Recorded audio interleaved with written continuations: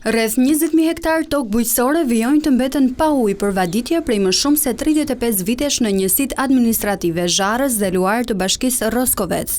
Edhe pse zona rrethohet nga burime të rëndësishme ujore dhe aty ndodhen edhe 2 rezervuar, ai i Zharës dhe i Kurjanit, fermerët thonë se nuk kanë mundësi të vadisin kulturat e tyre bujqësore, duke u përballur çdo vit me të njëjtin problem. Vetëm në Zharës janë rreth 600 familje që jetojnë kryesisht me bujqësi. Për të siguruar ujë, një pjesë e tyre kanë hapur puse me shpenzime të konsiderueshme, ndërsa shumë të tjerë e kanë të pamundur për të përballuar kostot dhe i kanë lënë tokat djerë.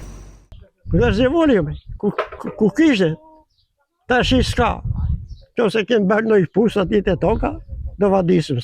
Bëm, në kaq vite ne kemi zgjidhur me anë të puseve që kemi bërë, se unë kam bërë 4 dylymë sera, dhe detyrimisht ujin s'ke ku e gjen, kemi hapur një pusë atje dhe me anë të puseve. Të njëjtin problem hasin edhe fermerët e Luarit, ndonse rezervuari i Kurjanit ndodhet fare pranë. Shikojmë që rezervuari është me ujë.